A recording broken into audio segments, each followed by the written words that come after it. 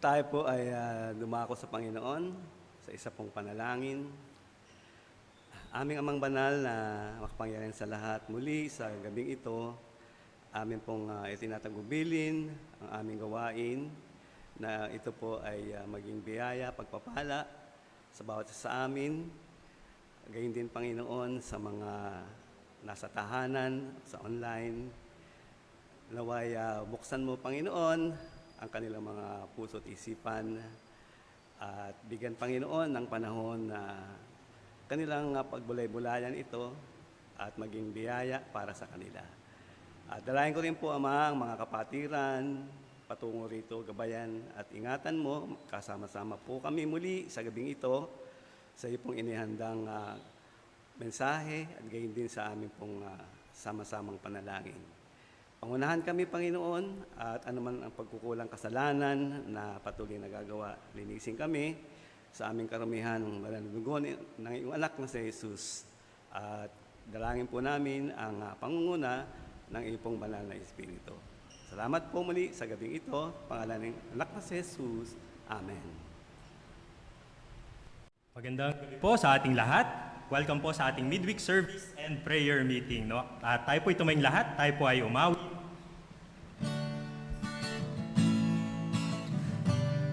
Uulit-ulitin ko.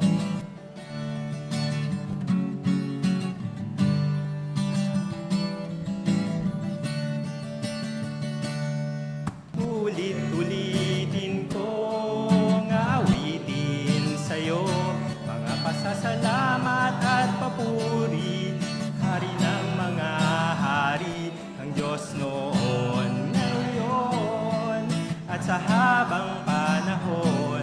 Uulit-ulitin ko, O Diyos, na awitin ang kahanga-hanga mong gawa.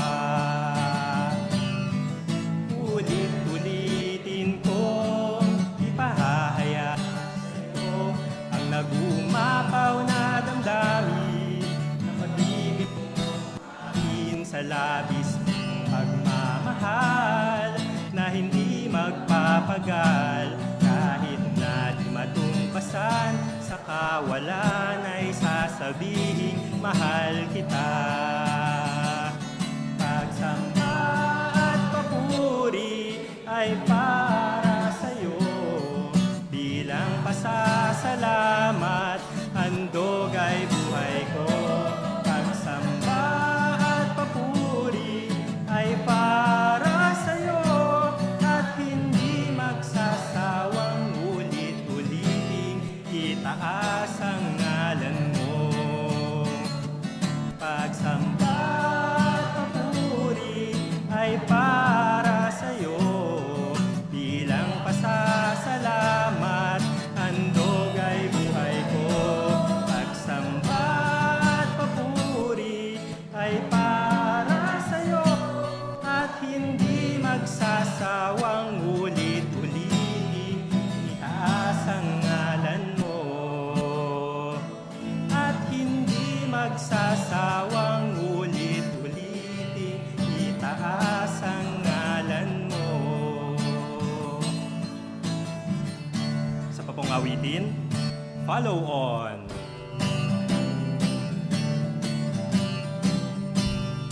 Down in the valley with my Savior I would go, where the flowers are blooming and the sweet waters flow. Everywhere He leads me I would follow, follow on, walking in His footsteps till the crown be won.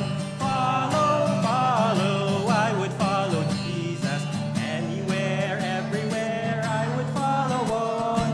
Follow, follow, I would follow Jesus, everywhere He leads me I would follow on. Down in the valley with my Savior I would go, where the storms are sweeping and the dark waters flow. With His hand to lead me I will never, never fear. Danger cannot drive me if my Lord is near. Follow, follow, I would follow Jesus, anywhere, everywhere I would follow on. Follow, follow, I would follow Jesus, everywhere He leads me I would follow on.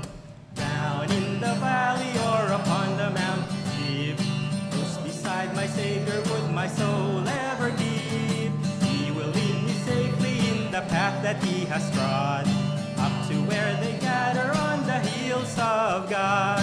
Follow, follow, I would follow Jesus anywhere. Follow, follow, I would follow Jesus everywhere he leads me, I would follow on. Tayo po ay magkamustahan sa bawat isa habang inaawit ang Faithful and True. The mountain is high, but you will take me higher.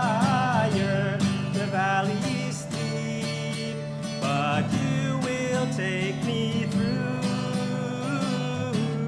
The river is wide, but you will take me over. There's one thing I know, wherever I go, you're faithful and true. My Lord, you're faithful and true when everything round me gives way. Faithful and true to lead me from day to day. My Lord, you're faithful and true. You answer whenever I pray. There's one thing I know, wherever I go, you're faithful and true. There's one thing I know, wherever I go, you're faithful and true. Amen. Maaari na po tayo magsiyo po. At tayo po ngayon ay dadako sa ating mga announcements and reminders. Ayan. Meron po tayong Sunday worship service. Tuwing alas 9 po yan ng umaga. Join us face-to-face at our church auditorium dito po or via Facebook live stream. Ayan. So ito po yung tema natin sa darating po na linggo, April 28. Tunay ba ang ating pag-ibig? Base po yan sa unang Juan 3:16 to 18. Okay, yan po. At meron po tayong choir practice. Every Sunday po yan. I-adjust na po natin, alauna na po yan ng hapon po, no? 1 p.m., third floor, dito po sa Damascus Room, sa bandang dulo po.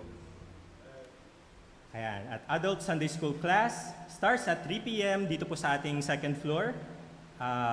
Ang next class po nyo po ay sa Sunday at ang topic ay Humanity of Christ. Ayan. Kasabay po niyan, para sa mga bata po, guitar lesson every Sunday, 3 p.m. sa taas din po yan sa third floor. Ayan po, no? Every last Sunday of the month, ang ating special missions gift giving at ang ating Lord's Supper. Ayan. Go Ye Cubao, weekly activities, meron pong Bible study, tract distribution, and Good News Ministry every Saturday po yan. At ang kanilang Bible study every Wednesday and Saturday. Yan po, no? Meron po tayong Oplan Linis. So, kailangan po ng mga volunteers. At kung nais nyo pong mag-sign up, available po yan sa baba. Ayan. Join us on May 1, Wednesday po yan. Dalawa po yung shift, no? May 9 a.m., may pang-umaga, at 2 p.m. sa hapon. Tapos po sa gabi, yung Wednesday service po natin. Ayan. Ayan. Kung nais nyo rin pong mag-donate ng mga cleaning materials para sa ating Oplan Linis, pwede pa pong humabol. For the list of cleaning materials needed, please check our bulletin board. Sa baba po yan, sa pagpasok nyo po. Ayun lamang po ang ating mga announcement and reminders. Muli po tayo po tumayong lahat sa papong awitin, Trust and Obey.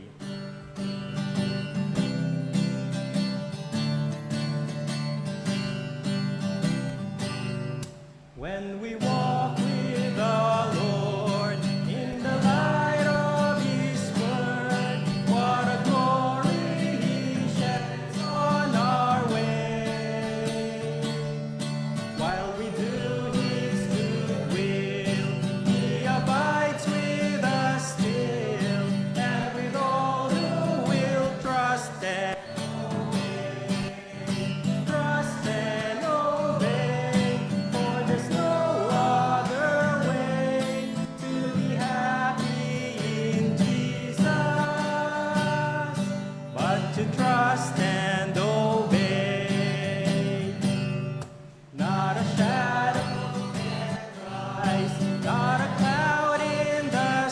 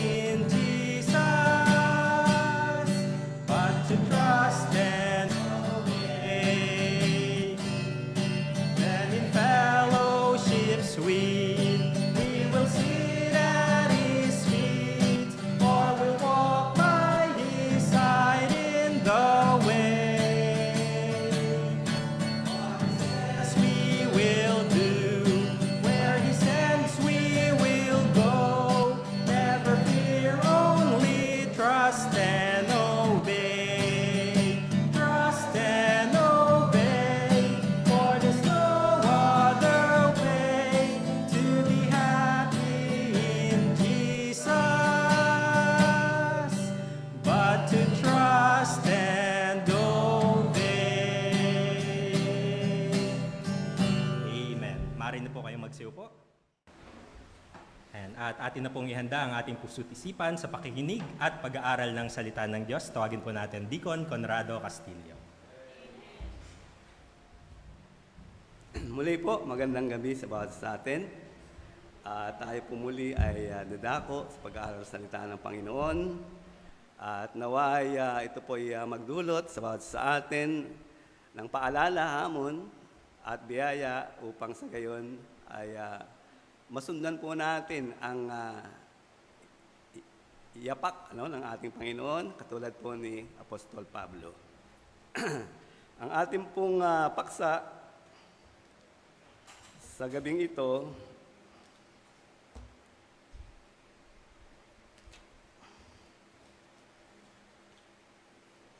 ayan po tagumpay sa paglilingkod ni Pablo. Bali ito po yung huling yugto ng bahagi sa buhay po ni Pablo, at dito po siya ay nagtatagubilin at gayon din hindi lang tagubilin kay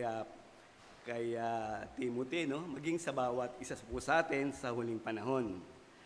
At babasahin po natin ang 3 talata sa ikalawang Timothy chapter 4 verse 6 to 8. At akin po kayong inaanyayahan basahin po natin yung 3 talatang ito at magsitayo po tayong lahat sa pagbasa po ng salita ng Panginoon.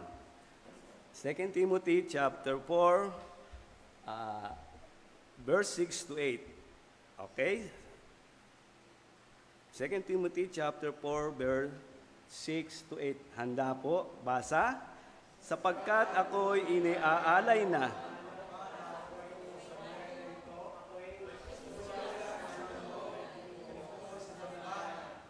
pinagbuti ko ang aking pakikipaglaban, natapos ko ang dapat kong takbuhin, at nanatili akong tapat sa pananampalataya. Kaya't naghihintay sa akin ang koronang gantimpala para sa mga namuhay ayon sa kalooban ng Diyos sa araw na iyon. Ang Panginoon na siyang makatarungang hukom ang siyang magpuputong sa akin ng korona, hindi lamang sa akin, kundi sa lahat na nabi kanyang pagbabalik. Okay, tayo po muna pasandaling dumulog sa Panginoon. Ama, sa iyo po namin tinatagubilin ang mga talatang ito na amin pong binasa. Ikaw po ang magbigay ng kapahayagan nito at magbuka ng aking mga labi upang ito ay maging daluyan ng biyaya sa bawat isa. Narito po sa iglesia at gayon din sa kanilang mga tahanan. Ikaw po ang manguna at mamahala sa magitan ng iyong banal na Espiritu. Dahil po ito ay aming dalangin, pangalan ng anak na si Jesus. Amen. Okay, magsipo na po tayong lahat. Tagumpay sa paglilingkod ni Pablo. Tunay nga po si Pablo po nagpasimula siya sa starting point ng kanyang race, pagtakbo at ito po ay nakatawid doon sa finish line. At naway maging magandang halimbawa po sa bawat sa atin ang iniwang halimbawa po ni Apostol Pablo. At kasi po wala po siya talagang pagkaligaw dahil sa kanyang pagtakbo Yung linya na kanyang tinatakbuhan, ito yung linya ng ating Panginoong Hesus tungo dun sa finish line o sa kalulhatian ng Panginoon. Kaya po sa atin, iniwan tong mga talata na ito, magpaalala. Kasi meron din pong dulo ang ating pong buhay, At naway bago dumating yung punto na yon, tayo ika nga ay nakalagpas, nakarating doon sa finish line.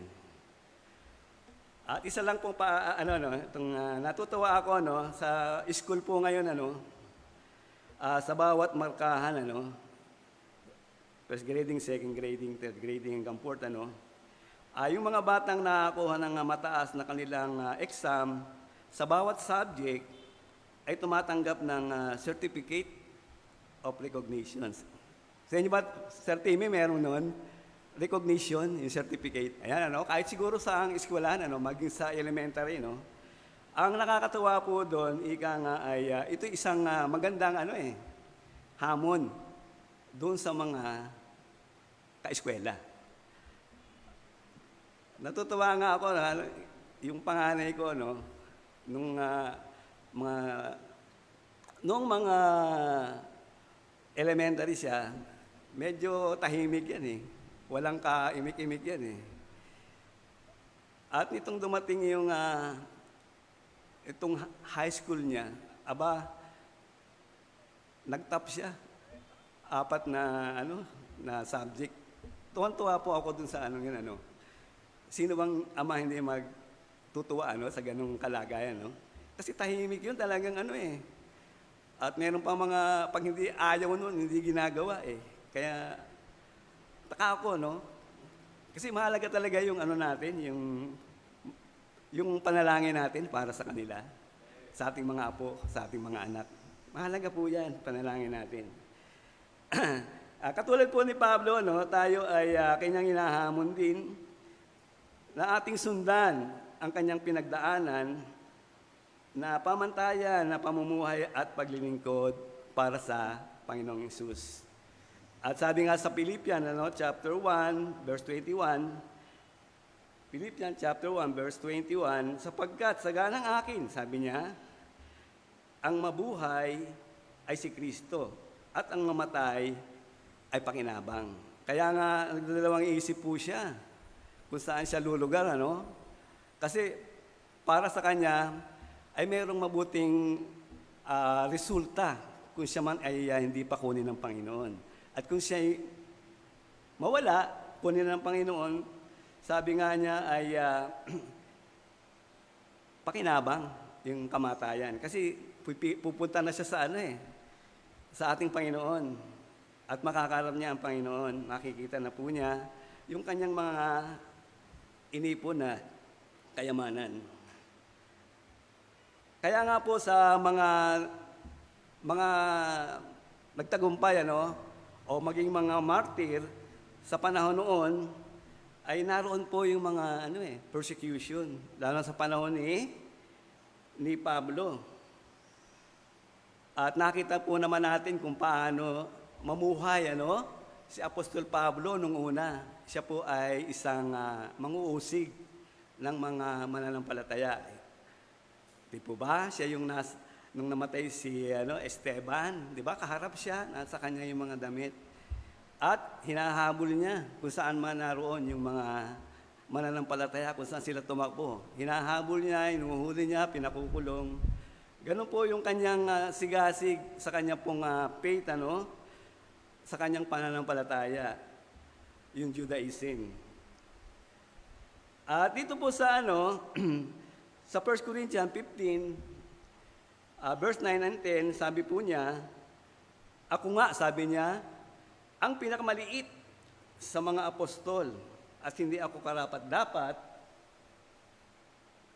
karapat-dapat na tawaging apostol sapagkat pinag-usig ko ang iglesia ng Diyos. Ganun po siya nung una, sigasig niya, sa paghahabol, sa kanyang faith, paniniwala o pananampalataya na lihis doon sa katotohanan. Verse 10, sabi niya, dadapwat sa pamamagitan ng biyaya ng Diyos, ako nga'y ako. At ang kanyang biyaya na ibinigay sa akin ay hindi nawawalan ng kabuluhan. Bagkus ako'y malabis na nagpagal kaysa kanilang lahat doon sa mga apostoles. Bagamat hindi ako, kundi ang biyaya ng Diyos na sumasa akin. Inaamin niya, tinatanggap niya na nagawa niya yon dahil sa biyaya ng Panginoon.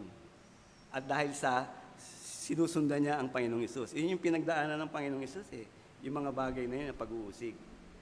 At meron pong 3 bagay tayo na titingnan, pag-aaralan sa ating pong paksa o lesson sa gabing ito. Una nga po ay may hangganan. Tandaan natin, may hangganan ang paglilingkod.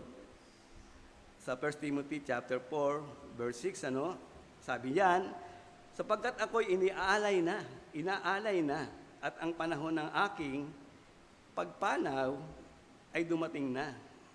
Ayun, ano? Dumating na po yung punto talaga na sa huling yugto ng kanyang pumbuhay sa paglilingkod. At makikita po natin, pag-aaralan natin ang buhay niya doon sa mga gawa, makita po natin kung gaano talaga yung kanyang sigasig sa paglilingkod sa Panginoon. Sapagkat naroon yung mga yung mga hula patungkol sa kanya. Ni Agabus, sabi niya siya ay gagapusin, hulihin. Pero hindi po siya na padala, hindi po siya natakot. Sabi po nga niya kahit na ang buhay ko, ibibigay ko para sa Panginoon. Ganyan po talaga ang sigasig po niya, no? Talagang magandang ehemplo yung kanyang pong buhay. Nandun po yung kanyang napakaraming paghihirap, at mga sakripisyo, pag-uusig dito sa lupa. Kaya makikita po natin na sa kabila ng lahat ng iyon, siya ay nagpatuloy tumakbo hanggang dun sa finish line. At tayo man, meron tayong linya, bawat isa sa atin. Bawat isa sa atin ay tumatakbo patungo dun sa race, patungo dun sa finish line. Ang sa atin po, may kanya-kanya lang mga mga tawag natin dito, mga obstacle sa buhay iba-iba. Pero dapat, huwag tayong lilihis, huwag tayong lalayo doon sa linya na kung saan tayo ay tumatakbo. Patuloy lang tayo. Meron nga akong yung kaibigan ko, o naging kumpare ko pa, napakagaling manahi. Magaling sa polo barong, pantalon. Pero ewan ko ba, pag may nakita siyang ibang bagay na gagawin, parang naiinggit siya. Samantalang nasa kanya na yung napakagandang talento, pagkakataon na kumita ng maganda. Kaya anong nangyayari? Wala. Pag-ewang-gewang yung kanyang buhay, kanyang pamilya. Sa atin po talaga, dapat kung ano yung linya na kung saan tayo nilagay ng Panginoon, doon tayo lumagi. Doon tayo tumakbo. Ano mang hirap yan, ano mang obstacle yung ating haharapin. Kasi sa mga di ba? Sa mga track and field, hindi lamang kumisan takbo, di ba? Meron pang mga mga tinatalon-talon, tapos may mga tubig. Ayan, ganyan po, di ba?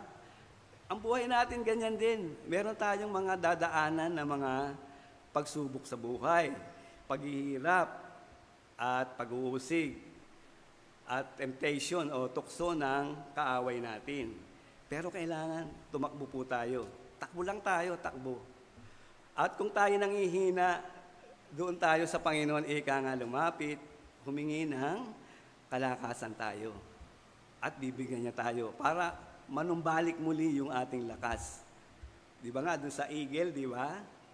Kapag siya lumilipad, napapagod din yan Pero, kapag siya pagod na, pwede niyang itigil yung kanyang doon sa itaas Makapahinga yung kanyang pakpak Nagpapanibagong lakas, Ganyan din tayo. Kailangan natin ang kalakasan. Kaya nga tayo, napakahalaga yung panalangin. Panalangin ang bawat isa sa atin. Kasi meron tayo kanyang mga kahinaan. Meron tayo kanya-kanya bawat isa sa atin. Lalo na si Pastor, napakaraming mga mga dalahin sa mga paghihirap na dinadaanan dahil sa paglilingkod, Parati natin panalangin, pastor natin unang-una at ang bawat isa sa atin. Para tayo ay magpanibago ng kalakasan at muling kumampay tayo. Lumipad uli ng mataas. Hirap pag sakripisyo, daraanan natin yan Pagdadaanan po natin lahat yan. Sabi nga dyan sa sa 2 Timothy chapter 3 verse 12. Sabi diyan, oo, at lahat na ibig mamuhay na may kabanalan kay Kristo Jesus ay mga babata ng pag-uusig. Talagang pinagdaanan ng ano yan eh, ng Panginoon eh. Hindi pwede tayong lumihis kasi mawawala tayo doon sa linya na ating tinatakbuhan kung tayo ika nga ay iiwas doon sa ating pong paglilingkod. At kinikinit ako po, naalala ko yung, siguro yung nabasa na natin yun, yung Good Samaritan, di po ba? Hinarang yung isang tao, binugbog, kinuha lahat yung kanyang gamit. At dumaan doon yung di ba? Yung priest. Nung makita niya, anong ginawa niya? Tinulungan ba niya yung tao? Hindi. Lumihis siya. Umiwas siya. Sa likod niya, doon pala yung yung isang Levita. Tumulong ba yun, yung Levita? Hindi rin po. Bakit? Nakita niya yung pare eh. Nakita niya yung priest eh. Kung yung priest na yun, hindi tumulong, ako pa kaya? Merong mga yan dyan, mga nakaabang lang. At ako naman ika nga ang kanilang hold upin. Kaisipan ng yung bagay na yan, sa atin. Ihanda natin ang sarili natin, katulad ni Pablo. Kasi si Pablo, alam niya yung panganib, alam niya yung kasasapitan niya, alam niya yung buhay niya kung hanggang saan. Ngunit, patuloy po siya. Nagpatuloy siya hanggang maabot niya yung finish line. At sa 2 Timothy chapter 2, verse 5, at sabi rito, at kung ang sino man ay makipaglaban naman sa mga laro ay hindi pinuputungan, maliban kung makipaglabang matuwid. Ayan, makipaglabang matuwid. Kailangan daw, nandun yung determinasyon natin, at hindi lang yung determinasyon na magawa natin yung kalooban ng Diyos sa anumang kaparaanan na gusto natin. Kasi kuminsan ginagawa lamang yung isang tungkulin, gawain, para matapos lang, para maparangalan lang. Hindi ganun ang nais ng ating Panginoon. Kailangan isa puso lahat. Isa puso lahat ang ating pong mga gagawin. Kagaya sa panahon ng di ba? Ng mga Old Testament. Bakit sila nag-aalay ng hayop?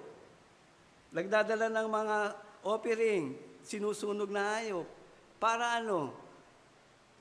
nandun po yung, tandaan natin nandun yung faith. Hindi lamang inilagay nila yung sa priest para sunugin, para alay. Kundi pinaniniwalaan nila na may darating na tagapagligtas. Wala iba kundi si Kristo. Kaya nakatingin po sila doon sa darating na Kristo doon sa krus na magbabayad ng ating mga kasalanan. Kaya nga po na pinuputungan sabi ika nga diyan hindi yung sa starting point lang ng pagtakbo, kundi doon sa finish line. Sa finish line po. Sa lahat ng sumusunod sa halimbawa ni Pablo sa Panginoon, sa Santiago, sa chapter 1, verse 3 and 4, sabi diyan, ayamang nalalaman na ang pagsubok sa inyong pananampalataya ay gumagawa ng pagtitiis. Merong pagtitiis sa ating pong pagtakbo, sa ating pong buhay bilang mananampalataya. At sabi rito sa verse 4, inyong pabayaan na ang pagtitiis ay magkaroon ng sakdal na gawa, buong puso na paggawa. Hindi lamang panglabas o pakitang tao lamang. Sabi, upang kayo'y maging sakdal at ganap na walang anumang kakulangan. Kasi ginagamit talaga ng Panginoon yung mga pagsubok sa buhay at mga paghihirap sa buhay. Para tayo ay lumakas, para tayo ay tumibay sa ating pananampalataya. Para din yan sa pagtatrabaho Sa ating pagtatrabaho nung una, talagang mahirap, di po ba? Ako noon, talagang nasubukan ko paghahalo ng simento, buhangin, graba. Lalo na pag magbubuhos kayo ng mga poste. Sinabi ko sa inyo, kinabukasan parang ayaw mo nang bumangon. Masakit lahat ang katawan mo. Kaya iba, ayaw yan. Ayaw ng mahirapan. Pero kailangan tuloy-tuloy. Kapag nagkakalyo na yung kamay mo, kasi ano yan eh, puputok-putok ang mga kamay mo. Lalapnos. Pero kapag patuloy sa iyong paggawa, kakapal yan. Lalakas ka. Kaya ginagamit ng Panginoon yan. Yung mga pagsubok at pagtitiis na yan. At sa bandang dulo, merong hangganan po yan. May hangganan yan. Sabi nga, yung pabayaan na ang pagtitiis ay magkaroon ng sakdal, nagawa, upang kayo maging sakdal at ganap na walang anumang kakulangan. At gayon din, yung pinagdaraanan natin dito sa lupa, ito lang ay pangsamantala ang buhay dito sa lupa. At alam na natin, yung kahantungan natin ay napakaliwanag, di po ba? Pag binasa natin ang salita ng Diyos, nandyan yung mga pangako niya. Nandyan po yung mga kahihinat na natin sa kabila ng mga paghihirap natin dito sa lupa. Pansamantala lang yan. Kaya kailangan tiyaga, patuloy sa ating pong ginagawa. Kaya kuminsan, di ba, talagang, lalo na kapag yung trabaho mo, alam mo na yung gagawin mo di ba? Nung nasa pabrika ako noon, araw-araw, biyahe. Alam mo, pagdating mo doon, paghahanda ng mga gamit, prepare ng mga gagamitin mo. Kinabukasan, gano'n na naman. Kaya, sa loob ng mahabang panahon talagang, tatamarin ka. Pero, kailangan, para mabuhay. Yun yung purpose ng Diyos sa atin Yun yung kailangan para pangangailangan ng ating pamilya, masustentuhan natin. Sabi nga dyan sa Santiago 4:14, pansamantala lang yung buhay na yan. Sabi nga, kayo nga'y, sa letter B, sa bandang pangalawa, sabi kayo nga'y isang singaw, sabi rito, sandaling panahon ay lumitaw, at napapawi, nawawala. Kaya may hangganan, maliit lang po yung buhay natin. Tayo po lahat yan, meron tayong mga oras, araw, panahon, para sa ating pong paglilingkod.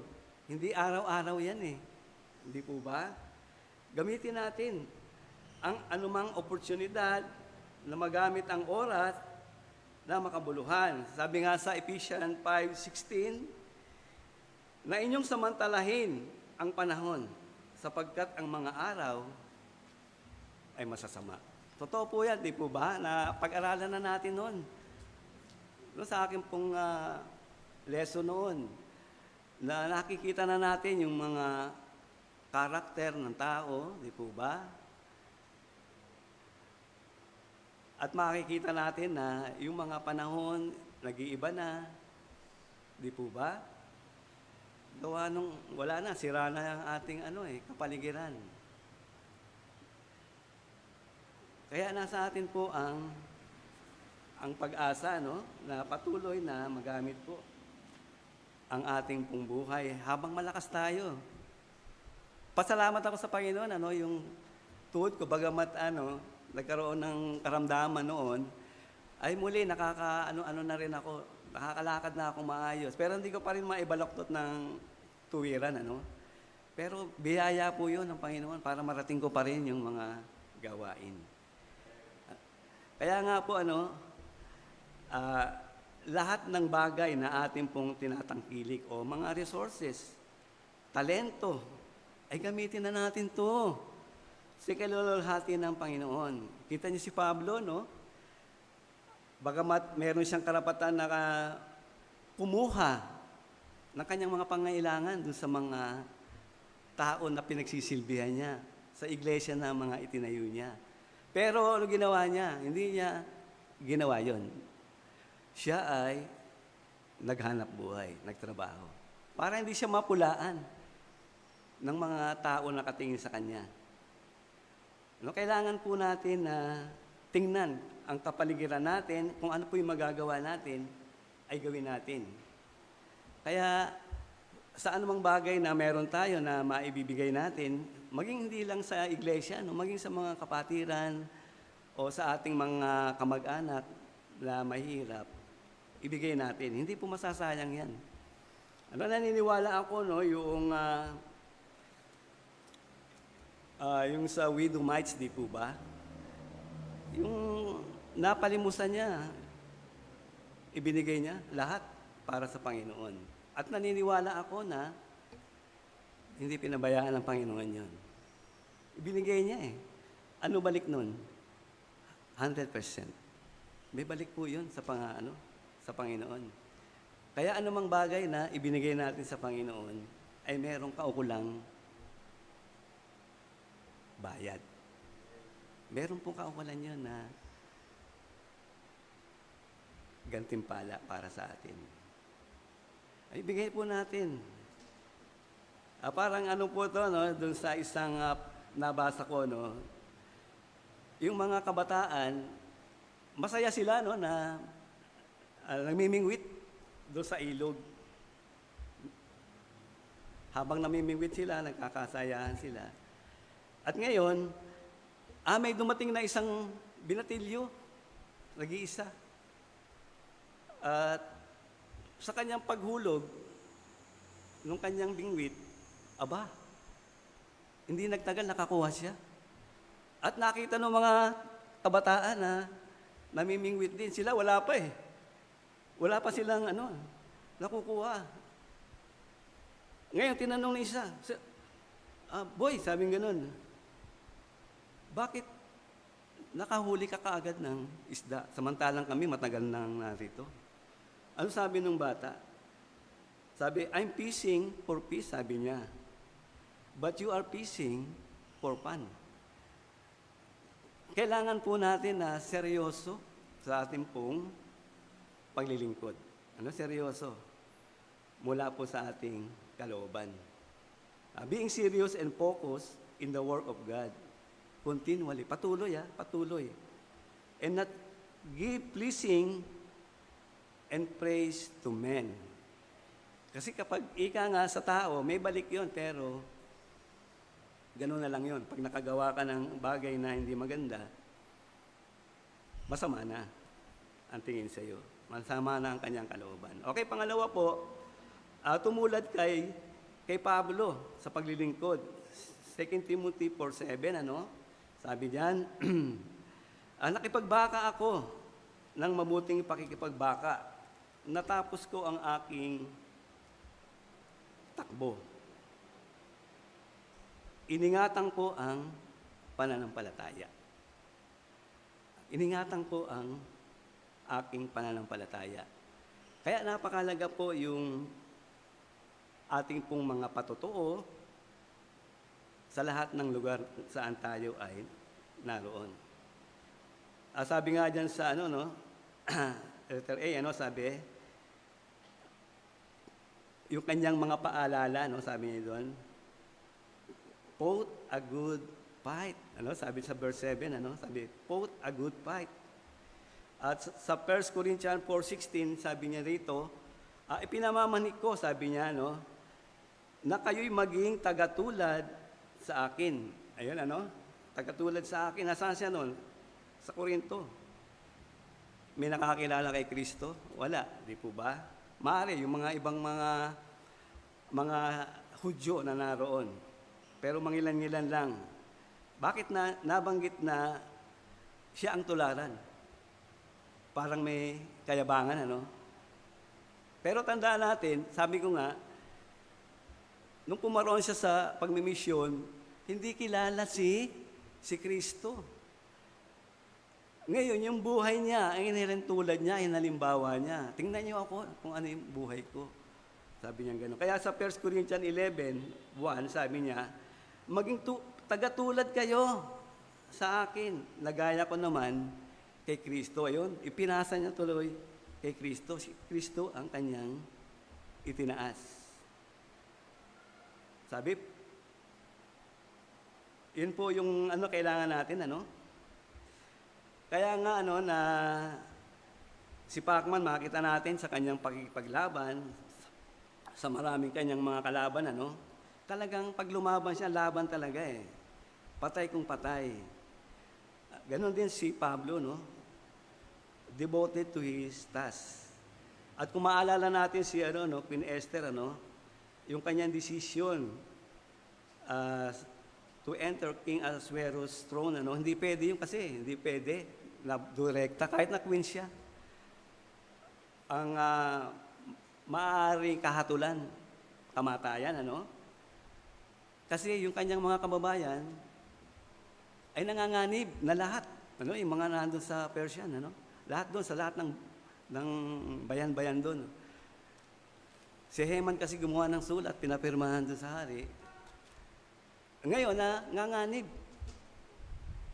At ngayon, siya ay naglakas ng loob. Sabi niya nga niya, ano po sabi ni Queen Esther, sabi niya, sa Esther 4:16, ano, yung bandang dulo, sabi niya, and if I perish, sabi po niya, buhay niya, sabi niya, itataya niya. Maging ika nga, ito ay kamatayan. Sabi niya gano'n, ano? Kaya nga po, ang winning a race, sabi nga, requires dedication, purpose, and discipline. Sabi dyan sa 1 Corinthians 9:24 and 26, sabi, hindi ba ganun yung nalalaman na ang mga nagsisitakbo sa takbuhan ay tumatakbong lahat. Marami po yan, di po ba? Ngunit, iisa lamang. Ano, iisa lamang ang tumatanggap ng gantimpala. Ang hamon niya, ano, magsitakbo kayo ng gayon upang magsipagtamo kayo noong crown. Kita nyo, no? At sa verse 25, sabi niya, at ang bawat tao na nakikipaglaban sa mga palaruan ay mapagpigil sa lahat ng mga bagay. Ginagawa nga nila ito upang magsitamo ng isang putong na may pagkasira. Ngunit tayo, sabi niya, ngunit tayo'y niyong walang pagkasira. Doon sa kabilang buhay sa langit. At sa verse 26, sabi niya, ako nga'y tumatakbo sa ganitong paraan na hindi gaya ng nagsasapalaran. Sa ganito rin ako'y sumusuntok na hindi gaya ng sumutuntok sa hangin. Merong direksyon. Ano? May direksyon. Yung kanyang ikangang layunin. Yung kanyang pagtakbo. At sa verse 7, pangalawang bahagi, sabi nga, I have finished, sabi niya rito, no? I have finished my course, o yung race.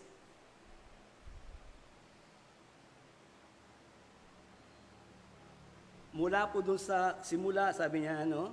Starting point, up to the finish line. Sabi niya, obstacles come out. Ngunit siya ay remain firm. 1 Corinthians 15:58, kaya nga sabi niya, kaya nga mga kapatid, kung minamahal, kayo'y magsitatag.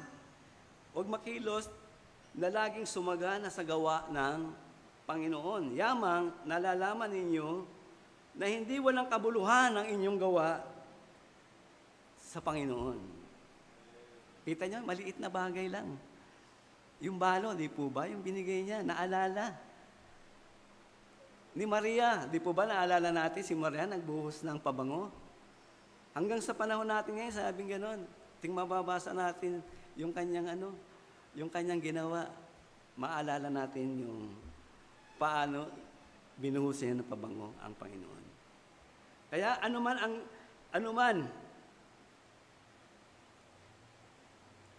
ang gawain, gawin at tapusin. Bakit? Bakit natin kinakailangan gawin na at tapusin? Sabi sa Ecclesiastes 9:10.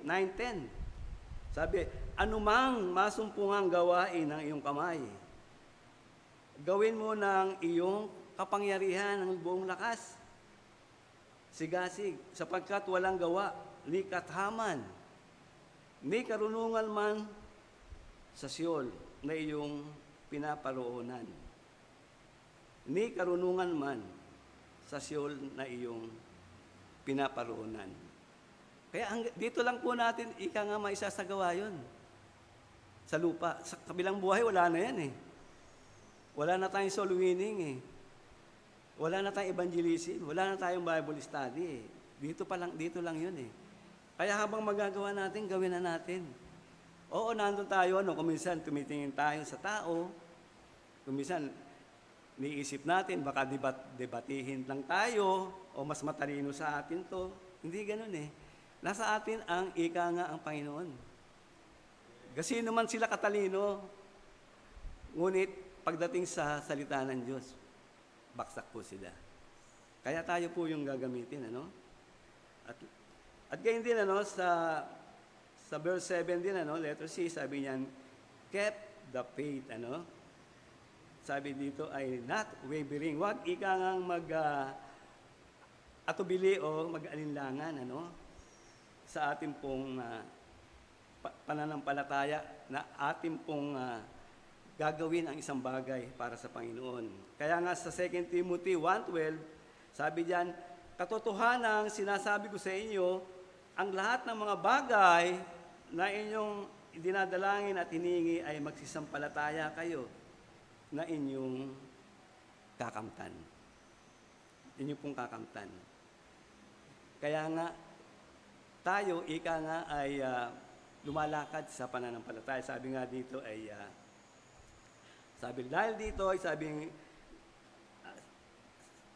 dahil dito ay nagtiis din ako, sabi ng mga bagay na ito, gayon may hindi ako nahihiya. Sabi sa no? 2 Timothy 1:12, ano? Dahil dito ay nagtiis din ako ng mga bagay na ito, gayon may hindi ako nahihiya, sapagkat nakikilala ko yung aking sinasampalatayanan at lubos akong naniniwalang siya'y makakapag-ingat ng aking ipinagkatiwala sa Kanya hanggang sa araw na iyon, sa Kanyang pagharap sa Panginoon. Kaya ang Pablo, pinaalalahanan tayo, bagamat nandito pa tayo sa lupa, ninanais po niya na tayo ay lumakad sa pananampalataya, hindi sa paningin, no? Hindi sa sight. Sapagkat 2 Corinthians 5:7, sabi niya, sapagkat nagsisilakad kami sa pamagitan ng pananampalataya, hindi sa pamagitan ng paningin. Yan po yung atin, pamantayan sa buhay natin. Yung faith, ika nga natin, at salita ng Diyos, ika nga iyon ang magkatugma, upang patuloy po tayong tumakbo, lumakad hanggang doon sa finish line. Kaya nga po si Pablo hindi natakot, kasi alam niya na yung kahinat na niya. Meron siyang tiwala sa kanyang mentor, si Jesus Christ, na that he follow, na kanya sinusundan para maging, tawag natin dito, halimbawa, o Christ likeness. Yung kanya nang hinahangad Sabi diyan sa Philippians, di ba? Chapter 3, verse 10. Tingnan po natin to Philippians 3, verse 10. Ano po sabi diyan? Wala yata diyan, wala diyan, Philippians chapter 3, verse 10. Sabi, upang makilala ko siya at ang kapangyarihan ng kanyang pagkabuhay na maguli, at ang pakikisama ng kanyang mga kahirapan, na ako'y natutulad sa kanyang pagkamatay. Gusto niyo talagang sundan, yung pinagdaanan ng ating Panginoong Hesus. At ito po yung pinakamaganda, yung third part, yung gantimpala, sa paglilingkod. Sabi sa verse 8, chapter 4, verse 8, buhat ngayon ay natataan sa akin ang putong na katuwiran na ibibigay sa akin ng Panginoon na tapat na hukom sa araw na yaon. At ito hindi para sa kanya lang, At sabi nga rito ay, at hindi lamang sa akin, kundi sa lahat din naman ng mga naghahangad sa kanyang pagpapakita. Kita niyo, no? At sa 1 Corinthians 9:25, sabi nga niya dyan, doon ay laid up for me, sabi rito, a crown of righteousness. Tiyak na putong ng pagtatagumpay. Focus ng kanyang paningin sa Panginoong Hesus upang makatawid sa finish line at maigawat sa kanya ang koronang hindi nasisira. Isang kagalakan po sa mga mananampalataya na dumaan sa mga hirap, pagsisikap, pagtitiis hanggang sa kamatayan. At sabi nga dito, the heavenly reward is not only for just giants of faith, but for also those who run for the Lord and finish it.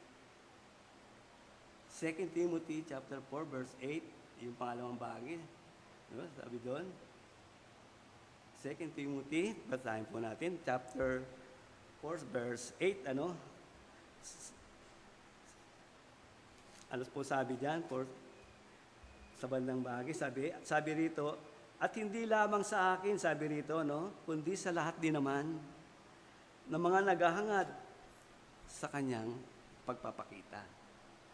Kaya hindi mawalang kabuluhan po yung ating paghihintay habang ginagawa natin ang kalooban niya. Kailangan po yun sa bawat sa atin. Para dito isang halimbawa, no, dun sa nabanggit ko na rin minsan, dun sa isang old construction foreman, ano, magre-retire na siya, matanda na siya, pahina na. At nagpaalam na siya doon sa kanyang kontraktor, ngunit pinigilan siya.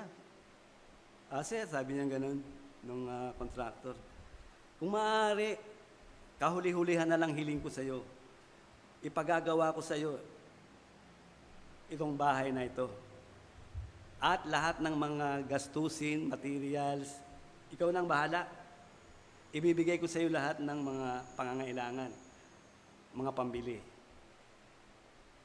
Siyempre, may edad na, medyo, tsaka isipan niya iba, no? Kauli-hulihan na naman to eh. Ang ginawa niya, bumili siya yung mga yung mahihinang mga materyales.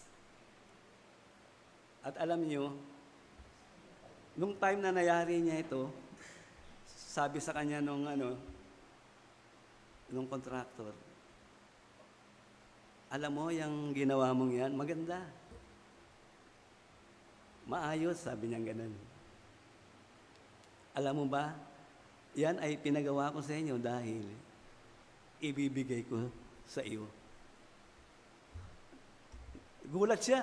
Gulantang siya eh. Siyempre, kung alam lang niya, di ba, na para sa kanya yun, gagandahan na niya, yung mga materials, matitibay. Pero hindi eh. Kaya nga po, di ba, pagdating natin sa kabilang buhay,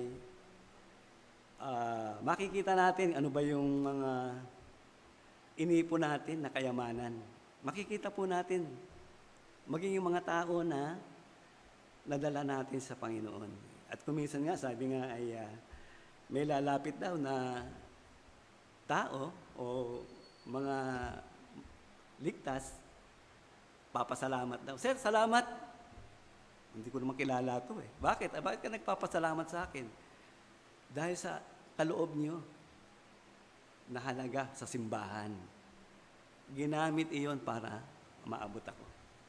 Kaya hindi sayang po, tandaan natin, yung naibibigay natin sa Panginoon, maliit man o malaki, ng buong kagalakan at ng buong puso.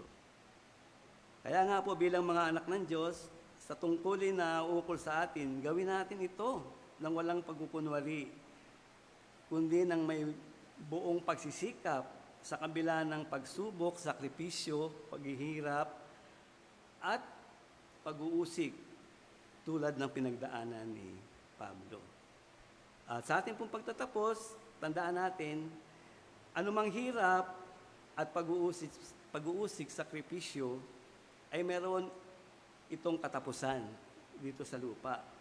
Humingi tayo ng lakas sa Diyos na ating matapos ang ating takbuhin na nasa ating harapan. Pangalawa, tularan natin si Apostol Pablo na ang kanyang sinusundan ay ang Panginoong Hesus. Focus natin ang ating mga mata tangi sa Panginoong Hesus. Pangatlo, sigurado ang ating matatanggap na reward sa langit. Sa lahat ng mga mananampalataya. No? Sa lahat to, hindi lamang para sa ilan na buong nakipagsikap na maabot ang finish line. Yun po yung kailangan natin. Kaya nga sabi sa Hebrew 12, verse 1 and 2, kaya nga tiyamang nakukubkob tayo ng makapal na bilang ng mga saksi do sa sa kabilang chapter 11 Itabi namang walang liwag ang bawat pasanin at ang pagkasadla pumipigil sa atin. Pagkakasalang pumipigil sa atin at ating takbuhing may pagtitiis ang takbuhing nilagay sa harapan natin. Verse 2, sabi na masdan natin si Jesus na gumawa at sumakdal ng ating pananampalataya.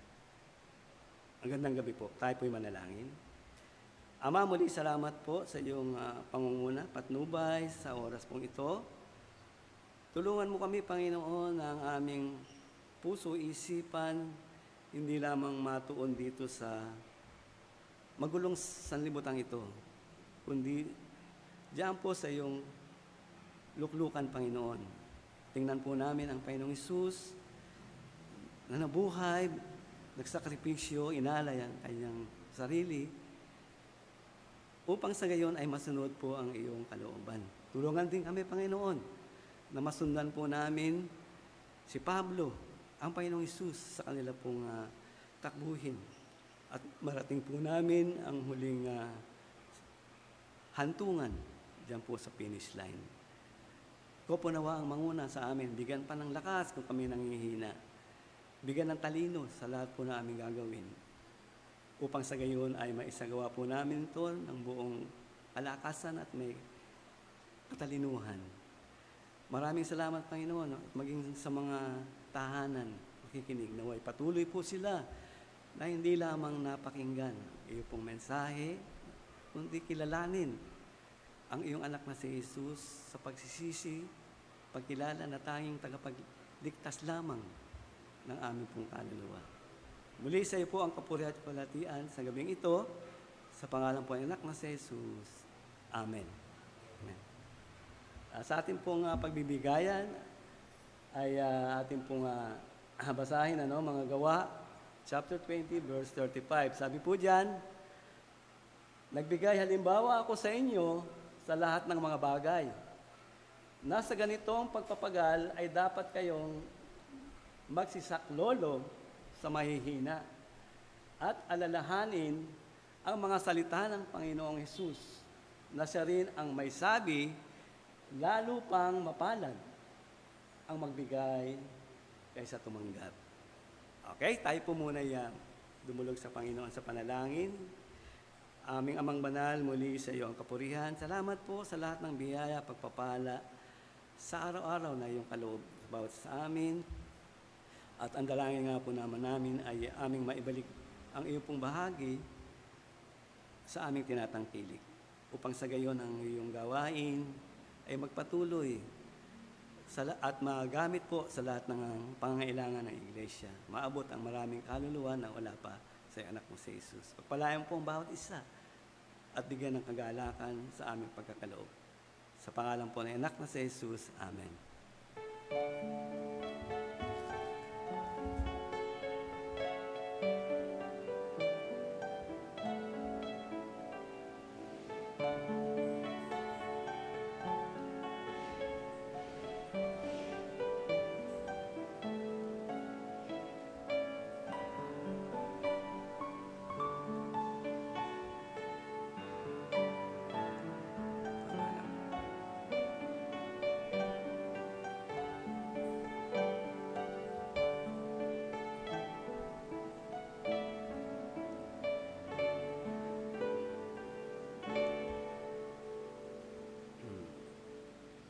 Aming Amang Banal, salamat po sa nalikom na salapi at dalayan po namin na patuloy na pagpalain mo ito at patuloy na magamit para sa iyong kalawalhatian at sa gayon Panginoon ay lumaganap ang iyong salita sa amang dako, lalo na sa mga lugar na kung saan ay marami pang kaluluwa ang hindi pa nakakilala sa iyong anak na si Jesus. Pagpalain mo, Panginoon, ang bawat isa, gayon din ang kanilang mga hanap buhay, bigyan ng kasiglahan sa araw-araw ng kanilang paggawa, bigyan ng kalusugan, at ilayo sa anumang karamdaman at panganib. Ama, salamat po sa biyayang ito, sa pangalan ng anak na si Jesus. Amen.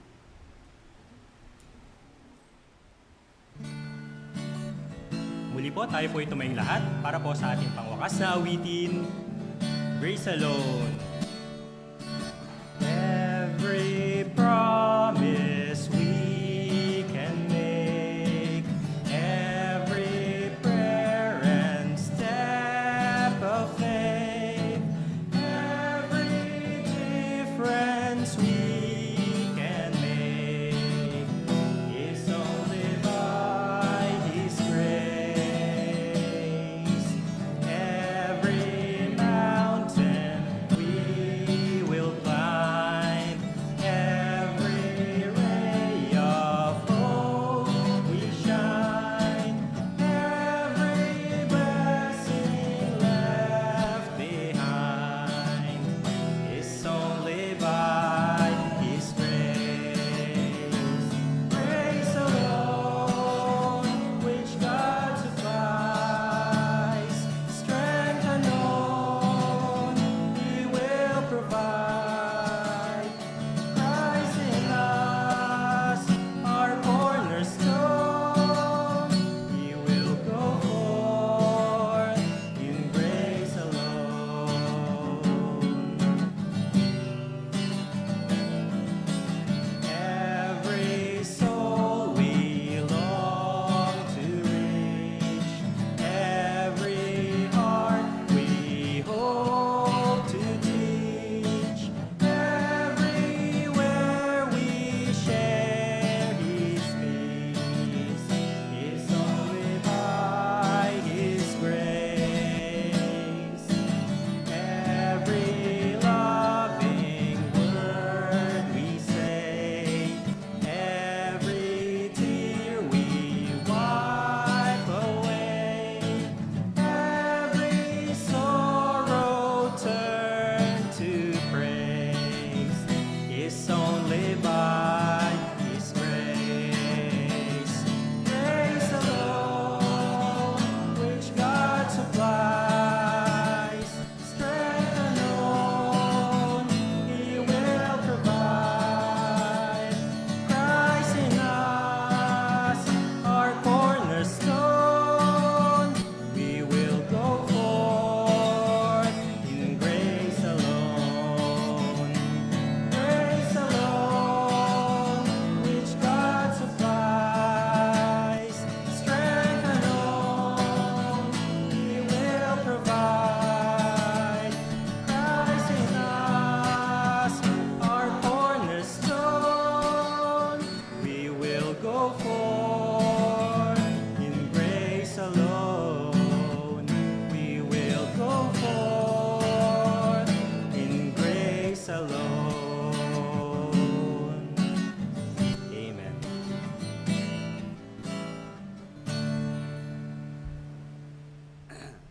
Tayo po'y muling magpuri at magpasalamat sa natapos po nating gawain sa gabi pong ito.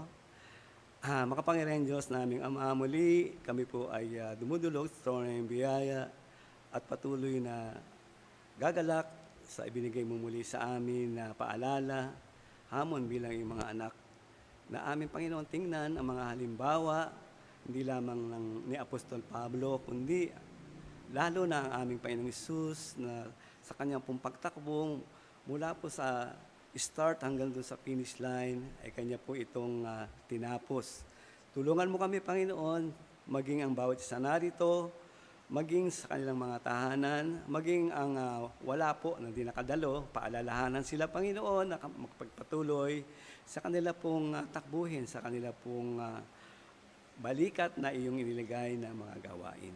Salamat, Panginoon, at naway patuloy na ito'y aming daladala sa aming buhay kung dumadaan man kami sa mga kabigatan ng buhay, sapagkat ito lamang ang paraan upang kami patuloy na lumakas, lumago sa aming pong pananampalataya sa iyong anak na si Jesus, at anumang mga kahinaan namin, Panginoon, kami palakasin at patuloy, Panginoon, na aming matapos at magawa ang takbuhin na ito na iyong inilagay sa bawat isa sa aming harapan.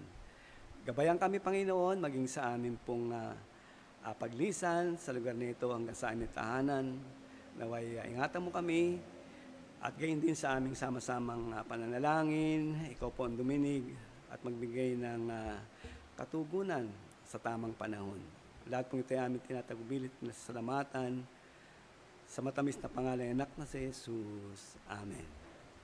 Magandang gabi po.